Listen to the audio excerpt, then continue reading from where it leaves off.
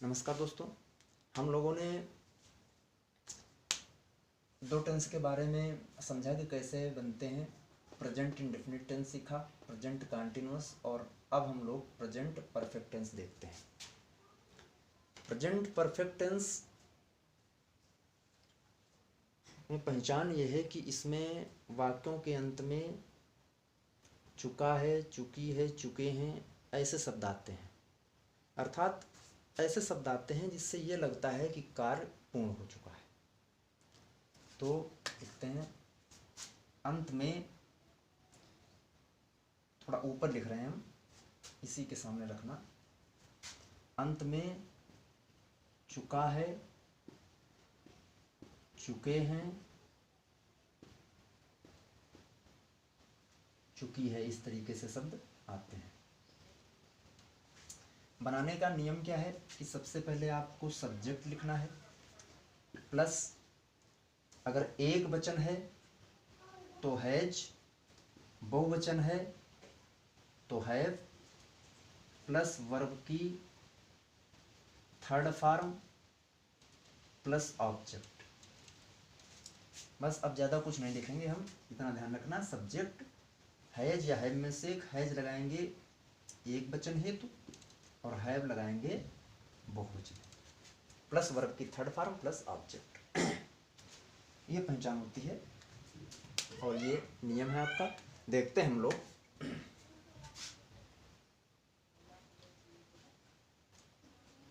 जैसे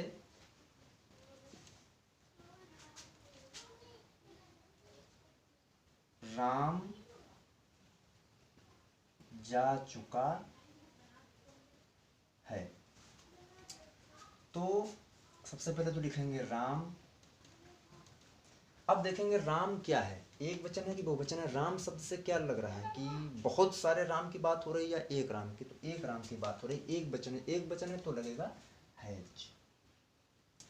हैज लगा दिया, यहां तक हम पहुंच गए। अब वर्ब की थर्ड फॉर्म, तो वर्ब है जाना, तो जाना गो, गो की थर्ड फॉर्म होती है गॉन। ये हम आपको वर्ब के, जब वर्ब टॉपिक पढ़ा रहे थे, हम लोग समझ रहे थे, तो उसमें बताया था कि प्रायः तो वर्ब जो होती हैं फर्स्ट फॉर्म में ईडी अगर जोड़ दो तो सेकंड और थर्ड बन जाती है, लेकिन कुछ की अलग होती हैं, वो आपको याद करनी पड़ेंगी। जैसे गो की है go, went, gone. Go second form went, third form gone. तो राम हैज गॉन हो गया आपका। इसी तरीके से क्या राम जा चुका है, तो हैज राम गॉन। राम नहीं जा चुका है, राम हैज नॉट गॉन, बीच में नॉट लग जाएगा। क्या राम नहीं जा चुका है, हैज राम नॉट गॉन। या अगर कोई जगह हो, टू लग जाएगा। कानपुर जा चुका है तो टू कानपुर।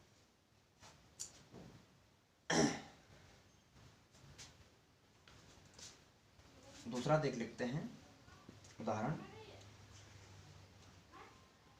मैंने उसको पत्र भेज दिया है। ऐसा कोई जरूरी नहीं है कि नहीं चुका है, चुकी है, ऐसे ही शब्द आएंगे। ऐसा वाक्य निकलेगा अंत में जिससे ये लगेगा आपको कि कार्य पूरा हो चुका है। बस इसी पर ध्यान देना है आपको। जैसे इसमें या का प्रयोग हुआ है, तो आई माने मैं या मैंने, वही चीज़ है। तो मैंने, अब आई देख लीजिए, एक वचन है या बहुवचन? तो बहुवचन है। जब बहुवचन है तो आप क्या लगेगा? I have, I have. अब भेजना, सेंड, सेंड की third form sent. I have sent, क्या भेज दिया है? आई हैव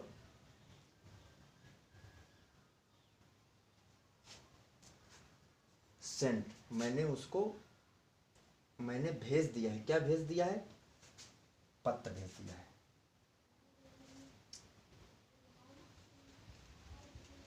लेटर, मैंने पत्र भेज दिया है। किसको भेज दिया है? टू हिम, उसके लिए। किसके लिए? उसके लिए। तो अगर ये आप नहीं समझ पाते हैं कि कौन सब्जेक्ट है, कौन वर्ब है, कौन ऑब्जेक्ट है, तो अगर प्रश्न करते हैं तब भी समझ में आ जाएगा किसकी अंग्रेजी लिखनी है। नहीं तो कभी कभी क्या हो जाता है कि ये बच्चे चूक कर देते हैं लंबा करवा के, तो उसमें समझ नहीं पाते हैं कि शुरुआत तो कर दी कि मैंने भेज दिया है, अब सोचते हैं उसको लिखें कि पत्र की लिखें, किसकी अंग्रेजी लिखें। तो प्रश्न करिए मैंने क्या किया है।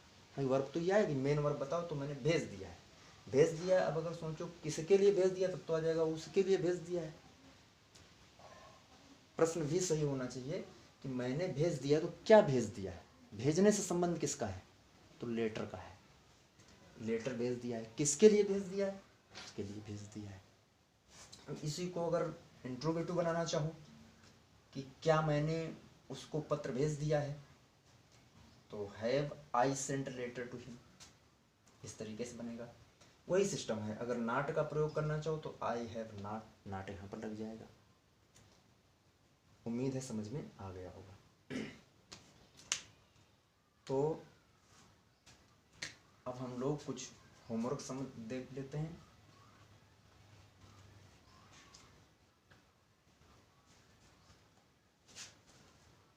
सीता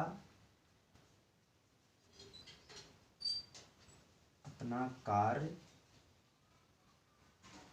पूर्ण कर चुकी है, वे कानपुर जा चुके हैं।